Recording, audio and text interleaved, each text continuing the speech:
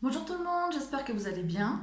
Je m'appelle Sandra Dahan, je suis chromothérapeute et aujourd'hui j'analyse pour vous un nouveau coloriage.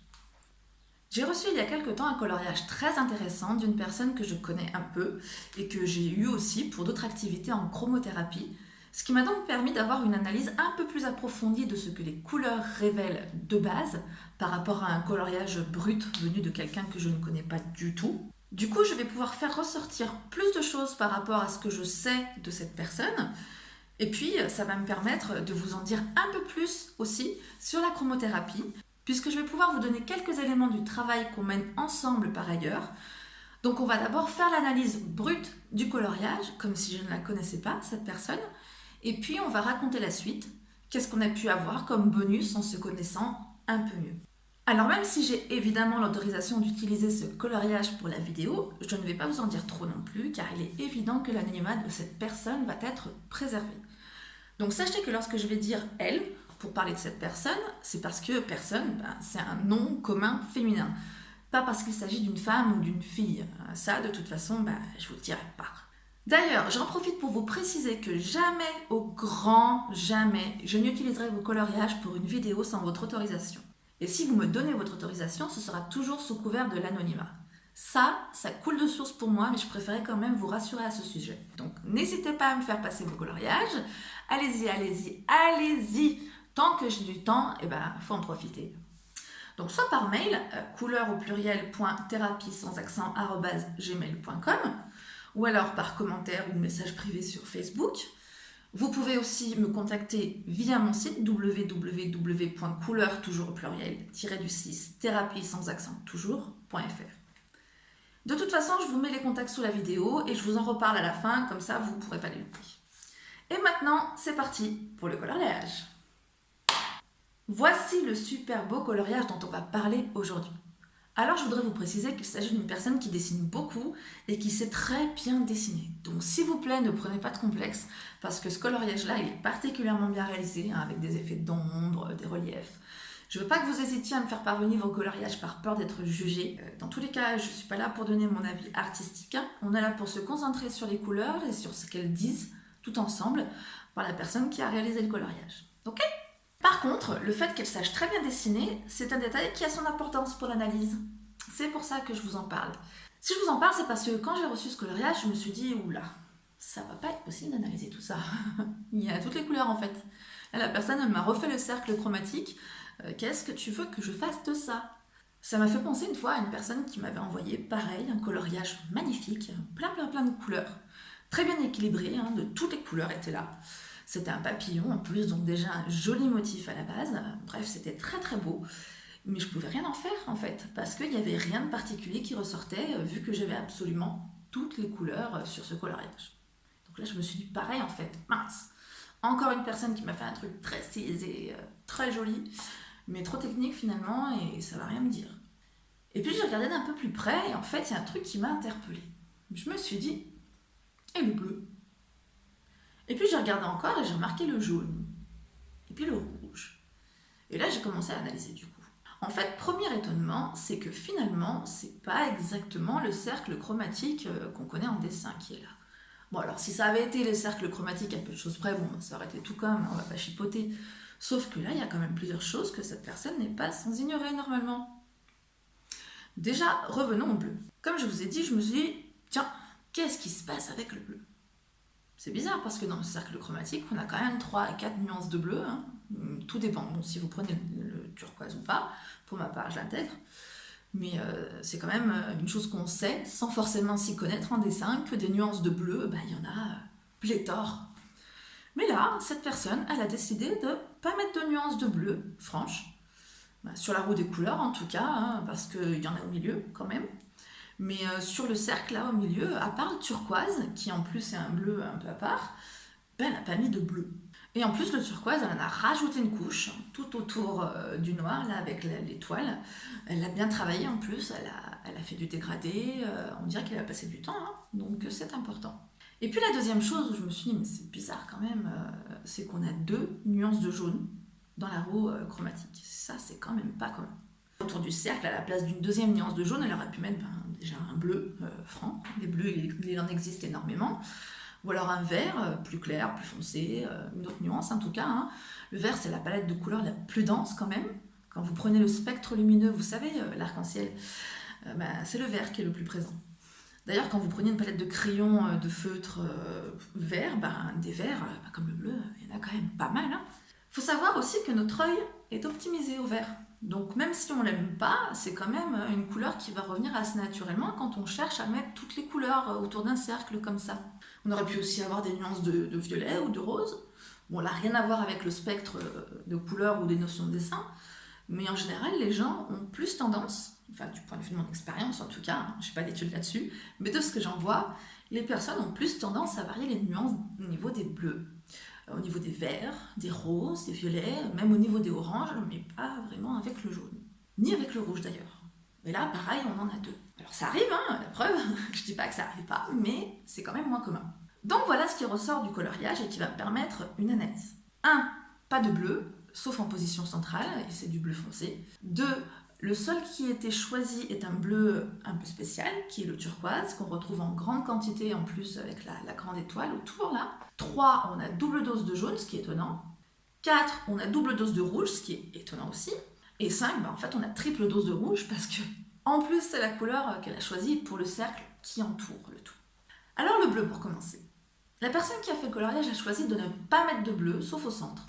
Et c'est un bleu très foncé qui est bordé même par du noir. Et on retrouve le bleu foncé en position de centralité, dans les sortes de petits joyaux qui se trouvent au milieu de chaque couleur. Donc là, clairement, pour moi, le bleu foncé, qui est la couleur des profondeurs, des ténèbres, de l'introspection, en plus il est au centre du dessin, donc là il signifie pour moi le repli sur soi, le renfermement. C'est une personne qui ne se sent pas intégrée socialement et qui en souffre. Pourquoi ce bleu me dit tout ça? Par rapport aux autres remarques que je vous ai énoncées. Par rapport au jaune, par rapport au rouge, par rapport au turquoise. Alors le jaune maintenant. Cette personne elle a choisi, donc dans le cercle de couleurs, de mettre double dose de jaune et double dose de rouge. Des choix assez étonnants, donc on l'a dit. Alors le jaune, tout d'abord, le jaune peut signifier plusieurs choses, mais quand on en a besoin à ce point, c'est souvent parce qu'on manque de confiance en soi. Ce qui colle déjà parfaitement avec le fait de ne pas se sentir intégré socialement, de se replier sur soi-même. Pour moi, c'est une personne timide qui n'ose pas et qui se renferme sur elle-même par manque de confiance en elle. Alors, pourquoi je suppute qu'elle n'ose pas? Je suppute pas, en fait, je le vois, avec le rouge. Le rouge, donc, qui aussi est en double dose. Lui, il représente, entre autres, la force, le courage. C'est pour ça que je dis qu'elle n'ose pas. Si elle en a mis autant, c'est sûrement parce que c'est ce dont elle a besoin. Et il prend ce sens avec les autres couleurs que je viens de vous énoncer, donc jaune et bleu foncé. Dans cette analyse qui prend la tournure d'un repli sur soi par manque de confiance en soi, le rouge, il est clairement là pour signifier qu'il lui faut prendre courage et trouver la force de changer tout ça. De changer tout ça, c'est renforcé par le turquoise, qui lui aussi est bien présent dans ce coloriage. Le turquoise, c'est la couleur du deuil, des larmes, des transitions. Donc je dirais que la personne, vu qu'il y a une nécessité de mise en mouvement avec le rouge, elle a carrément besoin d'une bonne transition vers un autre schéma. Et le fait que le tout soit entouré en rouge, ça rajoute une dose de rouge déjà d'une part, et puis ça me fait dire que c'est assez important pour cette personne. Quand on a quelque chose d'important, on va avoir tendance à le souligner ou à l'entourer. Et si on choisit une couleur pour ça, pour entourer, en général on va prendre le rouge. Et puis je dirais que cette personne est quand même très en colère. Parce qu'en plus d'utiliser triple dose de rouge dans son coloriage, donc le rouge qui peut représenter aussi la colère, cette personne elle a complètement évincé les couleurs qui relèvent de l'apaisement, de la sérénité. Tous les bleus sont plus ou moins en relation avec une notion de refroidissement, de ralenti et donc de zénitude. Donc là, non seulement on n'en a pas, ou peu, et en plus il y a beaucoup de rouge. Donc moi, ça me confirme que cette personne, elle n'est pas en paix avec elle-même. Le seul bleu qui a été mis, il est en position très centrale. Donc j'ai dit qu'il signifiait le repli sur soi. C'est un bleu qui peut aussi signifier les ruminations de pensée. Donc c'est pas un hasard si le bleu qui apparaît dans ce coloriage, c'est le bleu des ruminations. Un bleu qui, en plus du rouge qui est très présent, va vers du noir. Ce qui confirme cette dimension de rumination et de repli sur soi. Alors le noir, pas de panique, c'est pas forcément la couleur du deuil. On en parle pour le deuil, c'est symbolique parce que c'est une couleur de transition en fait. Comme le turquoise, bizarrement. Vous pouvez le considérer comme un fondu au noir entre deux scènes de film, par exemple, comme un fond noir sur lequel on va pouvoir animer une autre histoire, comme un fond de scène. C'est pas forcément négatif, mais là, pour le coup, ça vient renforcer la signification du turquoise, qui est aussi une couleur de transition. Donc tout ça, mis bout à bout, sans même connaître cette personne, ça me donne des éléments qui lui font dire que c'est une personne qui n'est pas bien avec elle-même, qui n'a pas confiance en elle, qui n'ose pas, qui se sent isolée, qui se renferme même, parce qu'elle ne reconnaît pas sa valeur. Et qui a besoin que ça change, parce que là, c'en est au stade de la colère. Alors, comment pourrait-elle changer tout ça? Donc, je vais reprendre l'analyse du coloriage, parce qu'il donne déjà des éléments de réponse, toujours sans forcément savoir de qui il s'agit. Donc je vais reprendre le rouge premièrement pour répondre à cette question, et le jaune aussi. Le rouge, c'est la couleur de la force et du courage, je vous l'ai dit, entre autres. Mais bon, il suffit pas de se dire « Allez, courage !» pour y arriver. Sinon ça se saurait. En fait, c'est une personne qui est spéciale, qui se sent spéciale en tout cas, mais au sens bizarre du terme. Et ça, je le dis à cause du bleu foncé et parce que j'ai déjà déduit qu'elle a tendance à se replier sur elle-même. Donc, première chose, il faut que cette personne, elle se rende compte que sa spécificité, c'est une force. Parce qu'en fait, on en a tous, tout à chacun, des spécificités, des choses qui nous différencient des autres et qui font notre force. Donc elle, ce qu'elle croit être une faiblesse, c'est une force. Il faut qu'elle en prenne conscience. Comment va-t-elle pouvoir en prendre conscience? La clé va se trouver dans le jaune, dont elle a tant besoin, et dans ce bleu foncé qui la caractérise, qui est central. Le jaune, c'est la couleur de la confiance en soi, mais c'est aussi la couleur de la clarté, la couleur de la clairvoyance. Alors la clairvoyance, pas au sens médium, mais au sens voir les choses clairement, avoir une vision juste de ce qui est. Et donc il va falloir qu'elle entre en introspection d'elle-même, et là, on fait un clin d'œil au bleu foncé, pour pouvoir s'analyser en profondeur et réaliser qu'elle a en fait de la valeur. Et là, c'est un clin d'œil au jaune. Donc les deux se regroupent bien. Et donc il va falloir la faire rentrer dans un cercle vertueux de introspection qui va entraîner clairvoyance, prise de confiance en soi et donc courage, mise en action, plus de confiance en soi, moins de colère, donc moins de repli sur soi, etc. Donc tout ça, ce sont des choses que j'arrive à voir avec le coloriage en tant que spécialiste de la couleur, en relevant tout ce que je viens de vous dire, sans connaître la personne. Et donc si vous voulez envoyer vos coloriages et que je les analyse de la même manière, envoyez-les moi. Je vous redirai en fin de vidéo comment. Après, il y a la connaissance que j'ai de cette personne. Parce que vous imaginez bien qu'un coloriage, c'est super, c'est bien d'analyser comme ça et de dégager des problématiques, mais on ne va pas régler les choses avec un coloriage, ou même plein de coloriages, même si on kiffe les coloriages. Ça aide, ça canalise, c'est un outil, mais des outils, il y en a plein. Alors par la suite, j'ai fait un peu mieux la connaissance de cette personne, que je connaissais déjà un petit peu, par la séance de chromothérapie. Et je lui ai fait le test des couleurs dont je parle dans ma vidéo « Qu'est-ce que la chromothérapie ?» Donc que vous allez pouvoir trouver en lien sous la vidéo, et puis ça doit s'afficher peut-être par là aussi. Et avec son test des couleurs, donc son bilan chromatique, on a pu trouver des axes de travail. Notamment, on a travaillé sur le vert et sur l'équilibre émotionnel pour mieux gérer ses émotions, justement. On a travaillé aussi sur des blocages qui sont là aussi, qui ont été révélés par le bilan chromatique, donc le test de couleurs. On a travaillé pour essayer de les lever, avec la projection de lumière colorée notamment. Donc on n'a pas tout levé, c'est pas de la magie, mais on a commencé ce travail-là.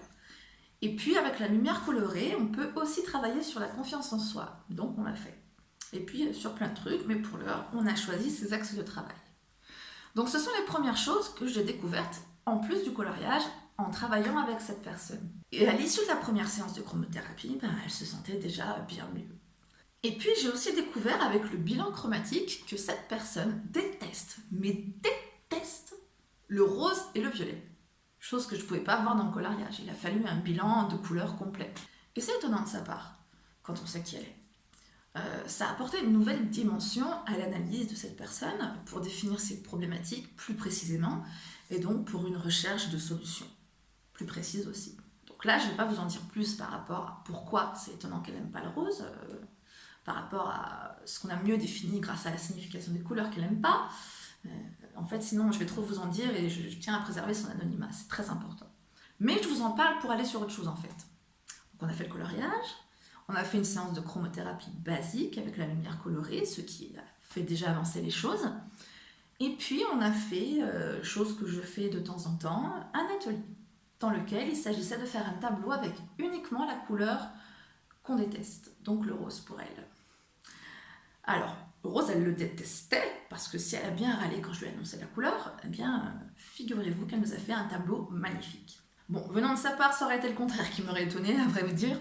Je vous ai dit que cette personne est une artiste, mais ce qui est super, c'est qu'elle était ultra contente d'elle. Et d'autre part, c'est que dans le processus, ça a été vachement de recherche, donc vachement de travail sur soi, avec des ponctuations qui s'enchaînaient, toujours de la même façon d'ailleurs. Oh non, c'est pourri ce que je viens de faire. Oh, tiens, j'ai une idée. Ouais, c'est trop bien. Et puis de nouveau, non, c'est pourri ce que je viens de faire. Ah tiens, je vais rattraper comme ça. Ah ouais, j'aime trop ce que je fais. Et puis encore un autre truc, toujours dans le même schéma du voilà, donc ça a été comme ça toute l'après-midi. Et au final, c'était un super bon moment pour cette personne, malgré qu'elle ait été contrainte au départ. Et elle a pu sortir beaucoup de choses d'elle relatives à cette couleur qu'elle n'aimait pas, donc à certains de ses problèmes. Et en plus, elle est super contente du résultat. Donc ça, c'est le bonus. Parce qu'en atelier, on n'est pas à la recherche d'un résultat, mais d'un processus. On est, enfin moi surtout, je suis dans l'analyse, dans l'accompagnement, pour avancer le schmilblick intérieur. Mais alors si en plus la personne, elle repart en faisant des petits bonds de cabri, on a tout gagné. Une vidéo que je pensais s'annoncer courte, je crois qu'on a bien fait le tour quand même. J'espère que ça vous aura bien aidé à comprendre comment on peut travailler avec la couleur et que ça vous aura donné envie. Si c'est le cas, balancez vos coloriages. Je vous rappelle les contacts. Le mail c'est couleur@thérapie sans accent @gmail.com. La page Facebook et donc le Messenger, c'est Sandra Dahan, chromothérapeute. Le site, c'est www.couleur-thérapie sans accent toujours.fr. Je vous mets tout ça en dessous de la vidéo. Vous avez aussi mon numéro de téléphone sur ma page Facebook pour ceux qui sont pas trop loin et qui souhaitent bénéficier d'une séance de chromothérapie. Pensez au pouce en l'air et à vous abonner, ça m'aide beaucoup. Et puis d'ici la prochaine vidéo, je vous souhaite plein de bonnes choses. Et n'oubliez pas, voir la vie en couleur, c'est le secret du bonheur.